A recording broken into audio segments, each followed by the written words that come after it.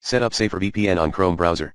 In order to add the SaferVPN Chrome extension, follow the step-by-step guides as shown below. Method 1. Add SaferVPN Chrome extension using Chrome Web Store. Go to Chrome Web Store at https://goo.gl/h3odh. Type SaferVPN in the search bar on the top left corner of the screen. You will see a new window open on your screen. Now click on Add to Chrome and then click on Add Extension.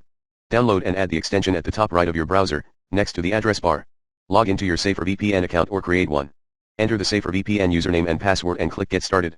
Select the SaferVPN icon on the right corner of the Chrome address bar and you're ready to go. Method 2. Add SaferVPN Chrome extension using the client area. Visit SaferVPN client area. Click on the apps. You will now be redirected to the downloading page.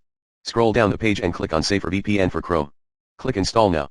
This will download and add the extension right next to the address bar of your Chrome browser. Log into your SaferVPN account, or create a new one.